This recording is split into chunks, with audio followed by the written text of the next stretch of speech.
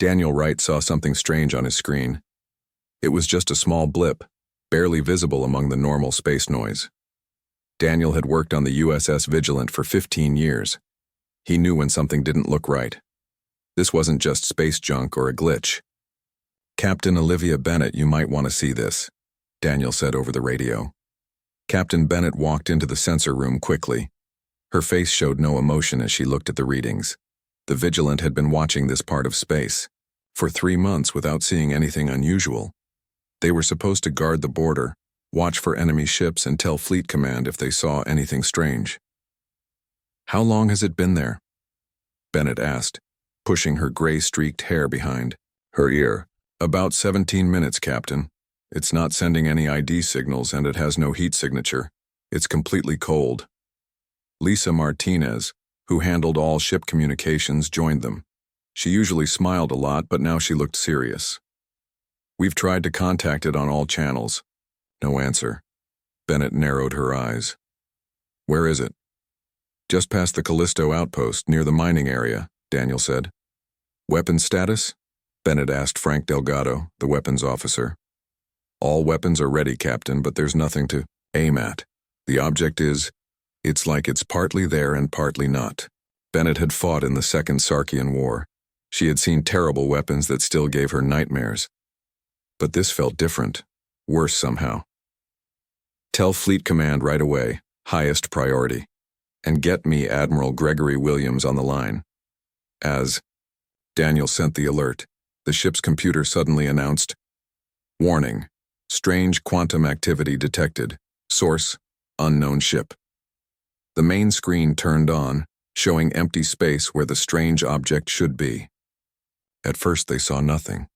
Then, like a shadow stepping out of darkness, a ship appeared. Its hull was completely black, swallowing light instead of reflecting it. Its shape was unlike any human or alien ship they knew, all smooth curves and odd angles that hurt the eyes to follow. "What is that thing?" Delgado whispered. Before anyone could answer, 3 mining ships near Callisto suddenly blew up in complete silence.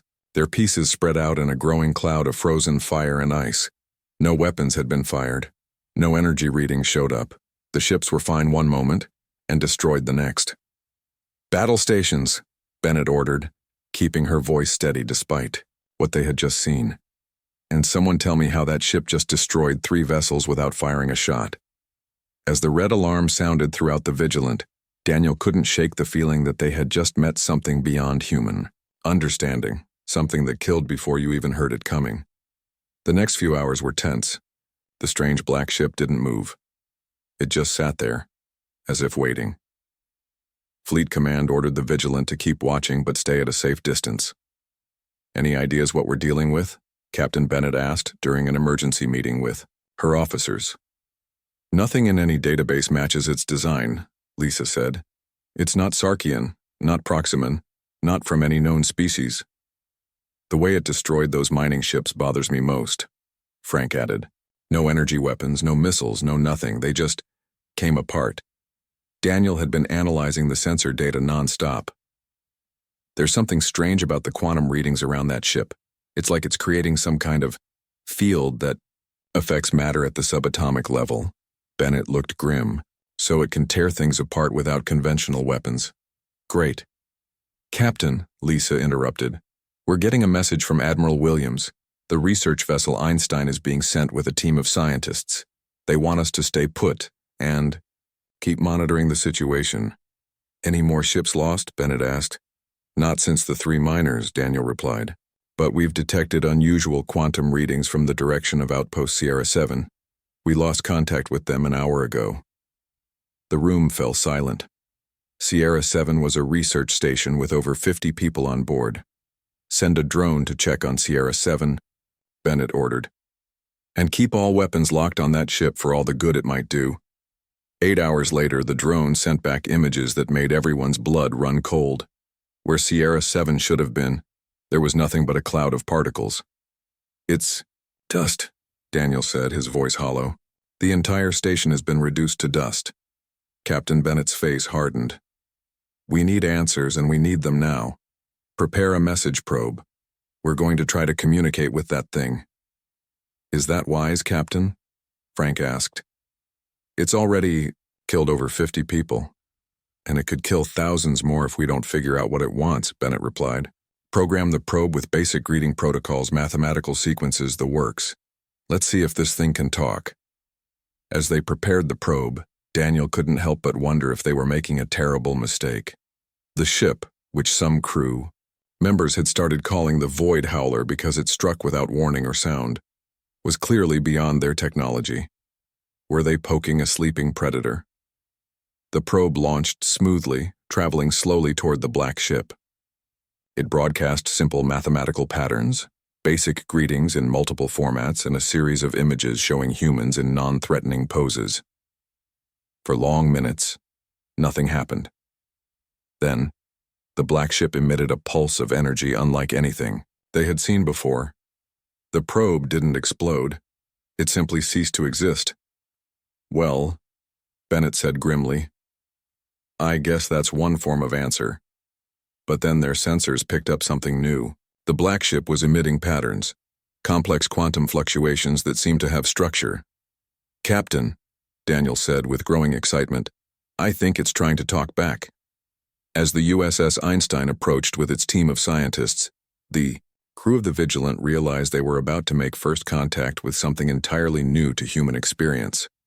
Whether this contact would lead to understanding or extinction remained to be seen. Dr. Natalie Foster was sleeping when her phone rang. As the top alien technology expert at Lunar Base Armstrong, she was used to emergency calls in the middle of the night, but the urgency in Commander Paul Martinez's voice was unusual. We need you in the Situation Room. Now. 30 minutes later, Natalie stared at the 3D image of the strange ship. The USS Vigilant had taken detailed scans before being told to keep a safe distance. The room was full of top military leaders and scientists, all looking worried. We're calling it the Void Howler, Admiral Gregory Williams explained, his weathered face serious in the blue light of the hologram. Not because we've heard anything from it, but because of what the quantum readings suggest. Natalie leaned forward, which is, it's giving off a type of quantum energy that doesn't match anything we know. This energy seems to break the molecular bonds of whatever it targets. That would explain the destroyed mining ships, said General Samantha Rodriguez. Their hulls simply fell apart at the atomic level. Natalie studied the ship's unusual shape. The hull design suggests it's made to channel and direct this quantum energy. It's a weapon system unlike anything we've seen before. Is it Sarkian? Asked Eric Nelson, the defense secretary. Williams shook his head. The Sarkians are advanced, but their technology follows patterns we recognize. This is something else. Has it attacked the Vigilant? Natalie asked. No. It's been still since the mining ship incident, almost as if it's waiting. The room fell silent as everyone thought about what this meant. Meeting a new alien species was always tricky, but meeting one with technology that could destroy ships without normal weapons was potentially disastrous. We need to try to talk to them, Natalie said finally. If we can't understand their language or what they want, we're flying blind. And if they want to conquer us, Rodriguez countered. Then we need to know that too, General, but we won't learn anything by just watching from far away. Admiral Williams nodded slowly. Dr. Foster, I want you on the next shuttle to the Vigilant. Take whatever equipment and people you need. As the meeting ended, Natalie found herself alone with Williams. There's something else, isn't there? She asked quietly. Williams' face darkened. 3 hours after the mining ship incident, we lost contact with Outpost Sierra 7. It's in the same area, just beyond the Kuiper Belt. A scout ship found no survivors. And no outpost. Just dust. Natalie felt a chill run down her spine. You think it was the Void Howler. I think whatever we're dealing with is just getting started, Doctor. And I need you to help us understand what we're up against before more people die. 2 days later, Natalie arrived on the USS Vigilant. Captain Bennett met her at the docking bay. Thank you for coming, Dr. Foster, Bennett said, shaking her hand firmly. I hope you have some ideas because we're out of them. Has the ship done anything new? Natalie asked as they walked to the bridge. It's moved twice, each time getting a little closer to the inner solar system, Bennett replied. No more attacks, but we've been evacuating civilians from its path just in case. On the bridge, Natalie met Daniel Wright, the sensor analyst who first spotted the void howler. I've been studying the quantum patterns it's emitting, Daniel told her. They change sometimes, almost like it's trying to communicate, Natalie finished for him. She had been thinking the same thing. Exactly. But we don't know how to interpret the patterns. Natalie unpacked her equipment. She had brought specialized quantum sensors that might pick up more details than the ship's standard sensors. I need to get closer, she told Captain Bennett. Bennett frowned. Admiral Williams was clear. Keep a safe distance. We can use a drone, Natalie suggested. One with my special sensors attached. We need better readings if we're going to understand this thing. After some discussion, Bennett agreed. They prepared a drone with Natalie's equipment and launched it toward the void howler. Approaching optimal range, Daniel announced as they watched the drone's progress on the main screen. The drone sent back clearer readings of the quantum patterns. Natalie studied them intently, looking for any structure or meaning. There's definitely a pattern here, she said after several minutes. It's complex but not random, almost like music but in quantum frequencies. Can we respond somehow? Bennett asked. Maybe, Natalie said thoughtfully. We have an experimental quantum field generator on board. It was designed for defense, but we might be able to modify it to generate similar patterns. Dr. Kyle Patterson, the ship's physicist, nodded. It's possible, but risky. If we get the patterns wrong, we might trigger a hostile response. If we do nothing, we learn nothing, Natalie countered, and the void howler has already shown it doesn't need a reason to attack. Captain Bennett thought for a moment, then nodded. Do it, but start with something simple. Maybe just copy one of their patterns back to them. For the next 12 hours, Natalie and Kyle worked to modify the quantum field generator. When they were ready, they installed it on another drone.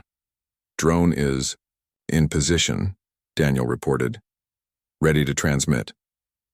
Start with pattern sequence alpha, Natalie instructed. The drone began emitting the quantum pattern they had recorded from the void howler. For several minutes, nothing happened. Then the alien ship emitted a new pattern, similar but with variations. It's responding, Kyle exclaimed. Over the next few hours, they exchanged increasingly complex patterns. Natalie worked frantically to understand the structure, looking for anything that might be a language. I think I'm starting to get it, she said eventually. They're using quantum states to encode information. It's incredibly efficient. They can transmit more in one pattern than we could in hours of radio communication.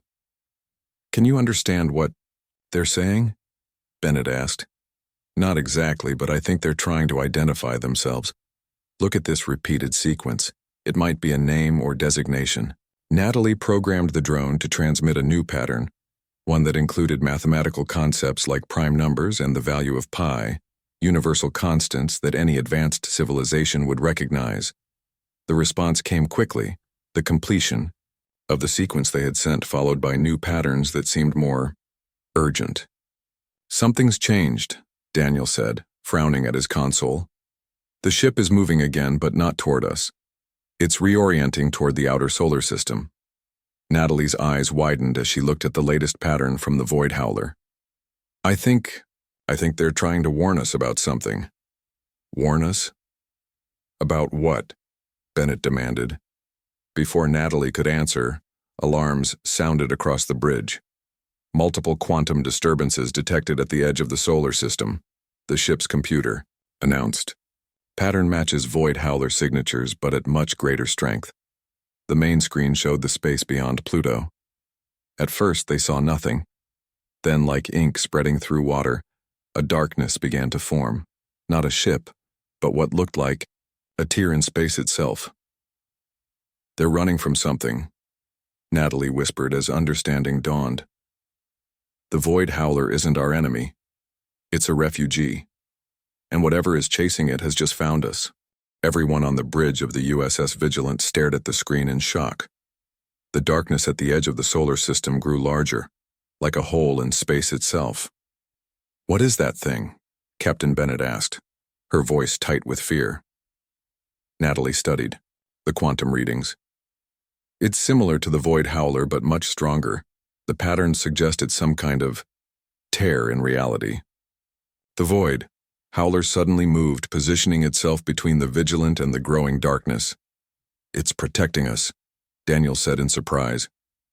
A new transmission came from the Void Howler, but this time it wasn't just quantum patterns. Actual words came through the ship's speakers, broken and heavily accented, but understandable.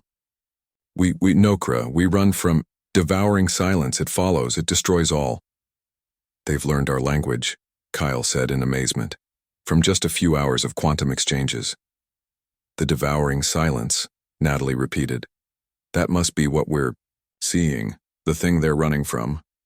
All ships retreat to Earth Defense Perimeter, Admiral Williams ordered over the comm. I repeat, all ships retreat. This is not a drill. Captain Bennett hesitated. We can't just leave them. They're trying to help us. Our duty is to warn Earth, Williams responded firmly. That's an order, Captain. As the Vigilant prepared to retreat, the Nokra ship, the Void Howler, fired quantum pulses at the darkness. The growth of the tear in space paused briefly. They're buying us time, Natalie realized. But they can't stop it alone. What can we do to help? Bennett asked, clearly torn between her orders and her desire to help the aliens who were protecting them. Natalie thought quickly. The graviton cannon. It affects gravity and spacetime. It might disrupt whatever that thing is. It's experimental, Kyle warned. We've never fired it in combat. We don't have many options, Bennett said. Prepare the graviton cannon. While Kyle and his team readied the weapon, the Nokra ship continued to fight the darkness. Where the darkness touched the alien vessel, parts of it simply disappeared. Not destroyed, but erased from existence. They're dying for us, Daniel said softly. The Nokra sent another message. We send weapon modifications. Make your cannons stronger. Technical specifications appeared on the ship's computers.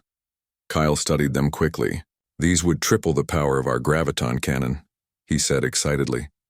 But it might burn out after one shot. Do it, Bennett ordered, and aim for the center of that thing. While Kyle implemented the modifications, Natalie continued studying the quantum readings. This devouring silence seems to feed on matter and energy. It's not just destroying things, it's erasing them from reality. How do you fight something like that? Daniel asked. I don't know, Natalie admitted. But the Nokra have been fighting it, maybe for years. We need to learn everything we can from them. Graviton cannon ready, Kyle announced. Modifications complete. Target locked, Frank reported from Tactical. Firing on your command. Bennett took a deep breath. Fire. The modified graviton cannon fired a beam of concentrated gravitational force. It bent light around it as it streaked toward the darkness. When it hit, the tear in space shuddered visibly. For a moment it seemed to contract. It's working, Daniel exclaimed. But the victory was short-lived.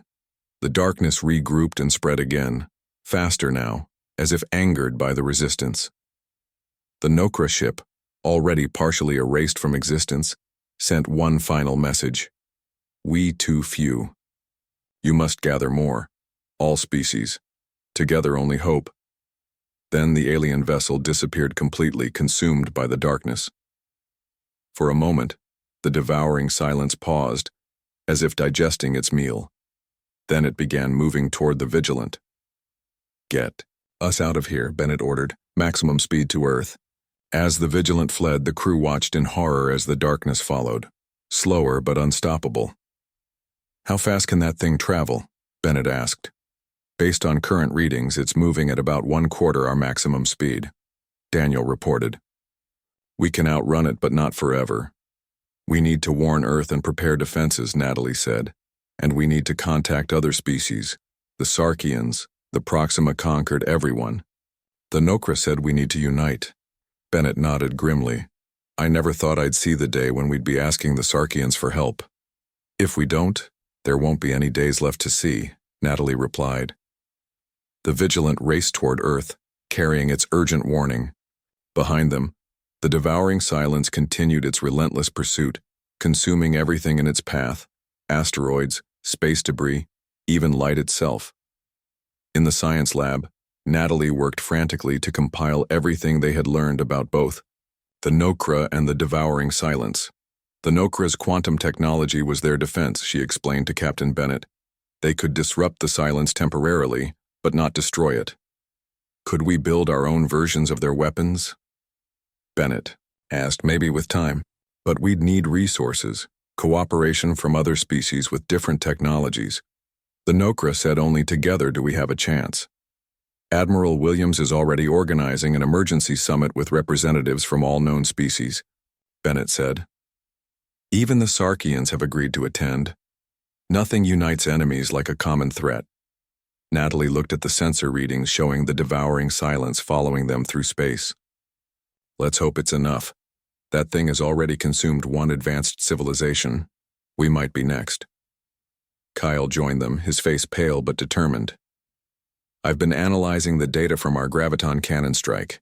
It did affect the silence, even if only temporarily. That gives us something to work with. We need to understand what this thing really is, Natalie said. Is it a natural phenomenon? A weapon? A living entity? Without that knowledge, we're just shooting in the dark. The Nokra called it that which ends existence, Daniel reminded them as he entered the lab. Not very encouraging, but they fought it, Bennett said firmly. They held it back long enough to warn us. We owe it to them to continue the fight. As the Vigilant approached Earth, they could see the planet's defenses being mobilized, ships forming a protective screen, orbital platforms being repositioned. Will it be enough? Daniel wondered aloud. No, Natalie said honestly. Not as we are now, but if we can unite, pool our knowledge and technology with other species, maybe we have a chance. The Vigilant docked at Earth Orbital Station 1. Admiral Williams was waiting for them. Dr. Foster, Captain Bennett, he greeted them grimly. The summit begins in 1 hour. Every spacefaring species has sent representatives. They all saw what happened to the Nokra ship. We need to show them everything we learned, Natalie said. And we need to start working on defenses immediately. The silence won't wait. As they prepared for the summit, Natalie looked out a viewport at the stars. Somewhere out there, the devouring silence was coming. Humanity's greatest challenge had begun, and their only hope lay in unity with former enemies. The Void Howler had given its life to warn them. Now they had to make that sacrifice count. 2 weeks after the Nokra ship was destroyed, Earth had changed completely. The emergency summit had brought together humans and aliens who had once been enemies. Everyone understood that the devouring silence threatened all life, not just humans. Admiral Williams stood in the Great Hall of the United Species Command, looking at representatives from 7 different alien races. Even the Sarkians, who had fought 2 wars against Earth, sat at the table. The silence has crossed the orbit of Neptune, Williams reported. It continues to move toward Earth at a steady pace. Ambassador Krell of the Sarkian Empire stood up. He was tall and gray-skinned, with 4 eyes that blinked in pairs. Our long-range scans confirm this. The silence grows larger with everything it consumes. What have we learned about fighting it? Asked General Rodriguez. Natalie stepped forward. For the past 2 weeks, she had led a mixed team of human and alien scientists studying the data from the Vigilance encounter. The Nokra's quantum technology was their main defense, she explained. They could disrupt the silence temporarily but not destroy it. Our graviton cannon also had a small effect. So we know it can be affected, Williams said. Yes, but not easily, Kyle added. He had been working closely with Natalie. The silence seems to exist partly outside normal spacetime. That's why conventional weapons have no effect. The Sarkians have developed quantum field technology similar to the Nokras, Ambassador Krell said. We can share this with you. This offer surprised everyone. The Sarkians had never shared their advanced technology before. The Sethian Collective offers our graviton matrix technology as well, added the Sethian representative, a being that looked like a cross between a human and a dolphin. One by one, each species offered their unique technologies and knowledge. Former enemies were now allies against a common threat. Based on all this shared knowledge, we've developed a plan, Natalie said. We call it the Quantum Shield Network. She activated a hologram showing the solar system. We'll place thousands of satellites in a sphere around the solar system. Each will generate a quantum field designed to contain the silence. Can this destroy it? Williams asked. No, Natalie admitted. But it can hold it back and give us time to develop more permanent solutions. How much time? Rodriguez asked. Our models suggest about 1 year, if it works as designed. The room fell silent as everyone considered this. A year wasn't much. Time to find a way to defeat something that could erase existence itself. We must also prepare evacuation plans, Williams said eventually. If we can't stop the silence, we need to save as many people as possible. Where would we go? Asked Daniel, who now served as a liaison between the military and science teams. If this thing can travel between solar systems, nowhere in our galaxy is safe. The Proxima Concord has explored other galaxies, said their representative. We could provide coordinates for potential refuge worlds. As the meeting continued, plans were made for both defense and possible evacuation. Ships from all species began constructing the quantum shield network, while scientists worked on understanding the nature of the devouring silence. In her lab, Natalie studied the final transmission from the Nokra ship. We too few, you must gather more. All species, together only hope. The words haunted her. We're trying, she whispered to the empty room. Kyle entered, carrying new data tablets. The first section of the shield network is ready for testing, he announced. Let's hope it works, Natalie said. The silence will reach Jupiter's orbit in 3 days. They went to the control center where Captain Bennett was overseeing the shield project. Her ship, the Vigilant, had been damaged during their escape and was being repaired. Are we ready? Bennett asked as they entered. As ready as we can be, Kyle replied. We're activating the first section now. On the main screen, they watched as hundreds of satellites simultaneously powered up, creating a web of quantum energy that spread across one section of space. Energy readings stable, reported a technician. The field is holding. A small cheer went up around the room, but Natalie remained cautious. This is just one section, and the silence isn't testing it yet. The real challenge comes when it hits the shield. One step at a time, Doctor, Bennett said. This is still a victory. Over the next few days, more sections of the shield went online. Ships from all species worked together, setting aside centuries of distrust and conflict in the face of extinction. When the silence reached Jupiter, everyone watched anxiously. The massive gas giant was the largest planet in the solar system. Would the silence consume it too? The answer came soon enough. The darkness flowed around Jupiter like water, surrounding it completely. Then, to everyone's horror, the giant planet began to shrink visibly. It's consuming Jupiter, Daniel whispered. A whole planet. Within hours, Jupiter was gone, erased from existence as if it had never been there. The silence grew noticeably larger. At least this gives us more data, Natalie said grimly. We can better understand how it feeds and grows. Small comfort to have more data if we can't stop it, Bennett replied. 3 days later, the silence reached the first section of the quantum shield network. Everyone held their breath as the darkness touched the quantum field. At first, nothing seemed to happen.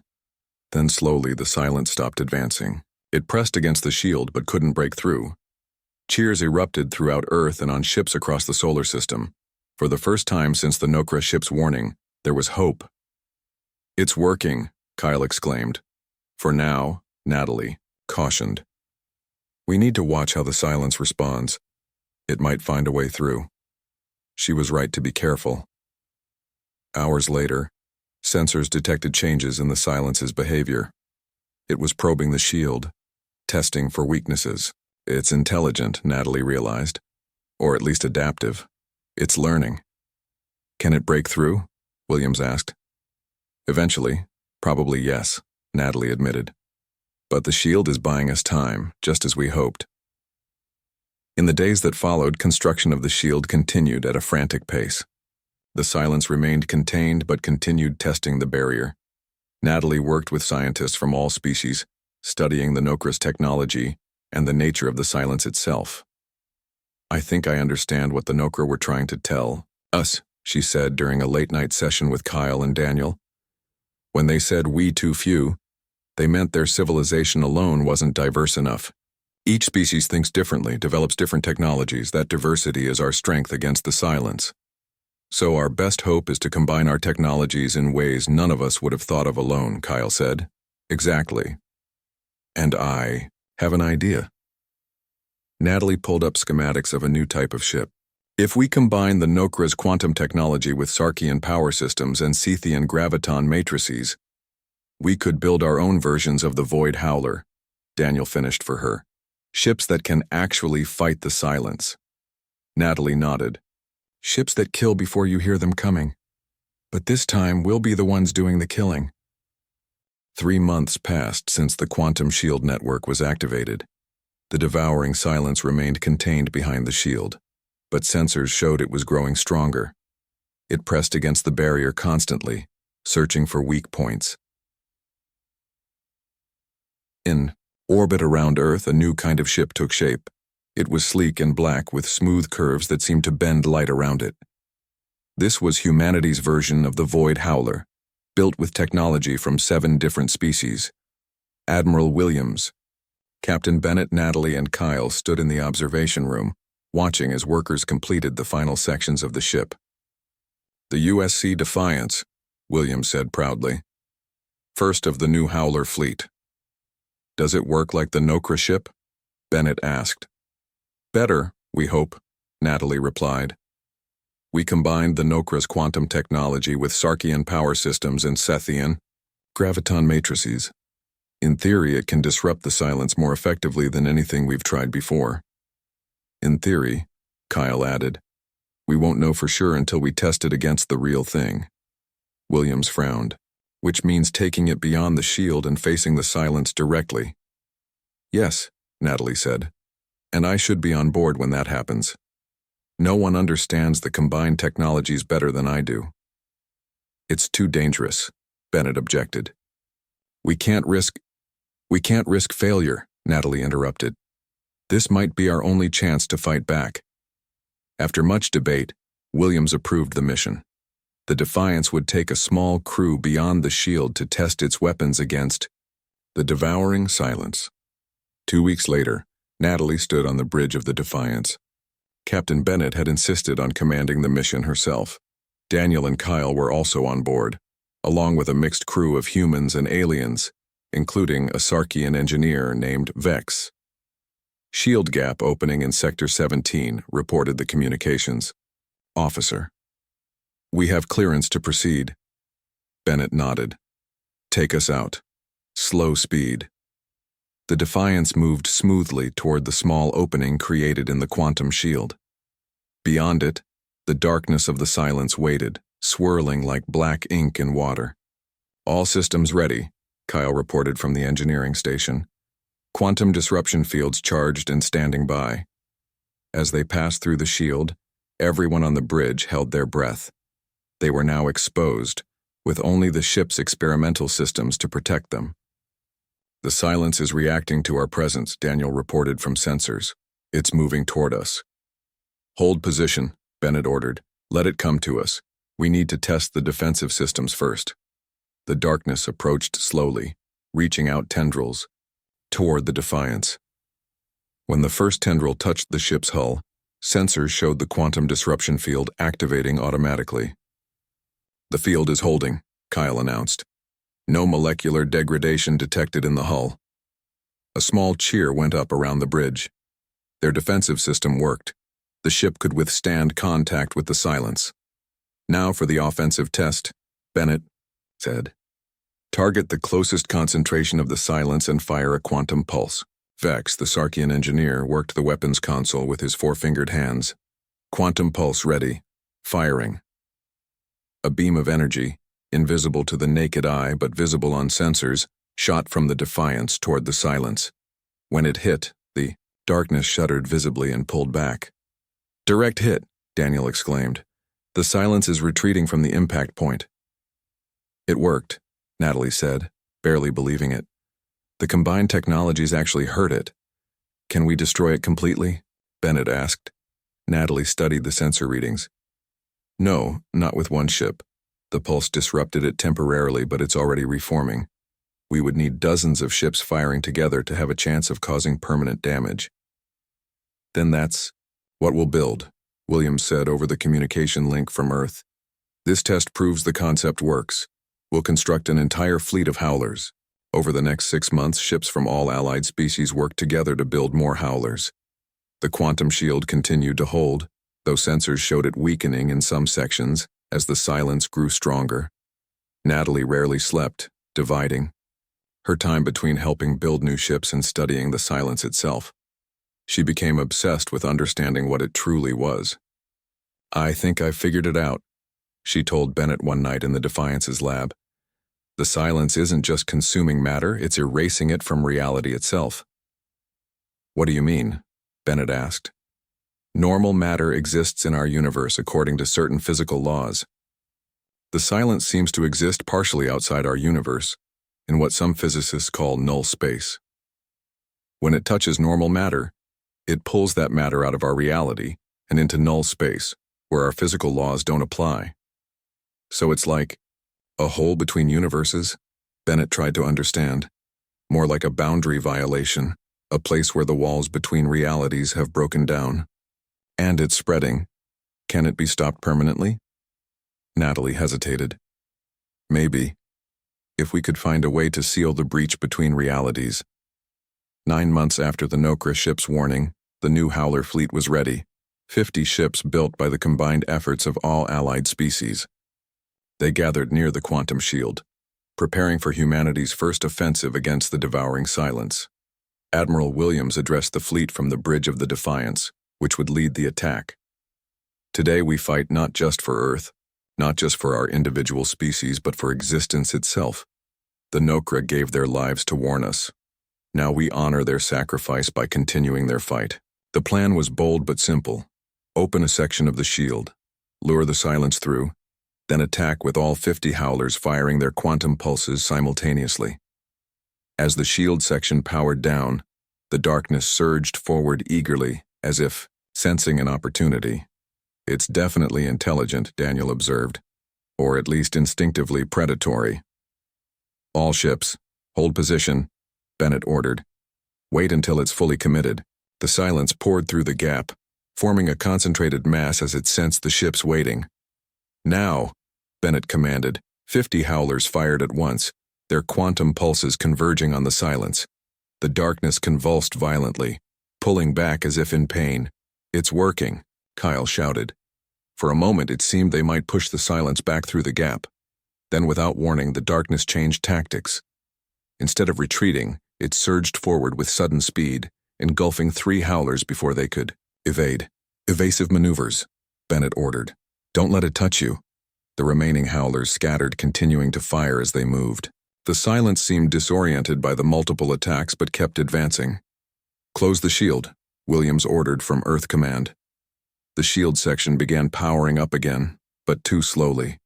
More of the Silence had already poured through. "We need to retreat," Bennett said grimly. "Regroup behind the inner defense line." As the Howler fleet pulled back, Natalie stared at the sensor readings. Something had changed in the Silence's behavior. "It's adapting," she realized. "Learning from each encounter. We won't be able to use the same tactics twice." The battle for existence had begun, and humanity's first offensive had ended in partial defeat. But they had learned valuable lessons. The Silence could be hurt. It could be fought. As the Defiance rejoined the fleet behind Earth's last line of defense, Natalie looked out at the stars. Somewhere out there, other Nokra might still exist, fighting their own battles against the Silence. Humanity would continue the fight, not just for themselves, but for all life everywhere. The Void Howler had shown them the way. Now it was up to them to finish what the Nokra had started.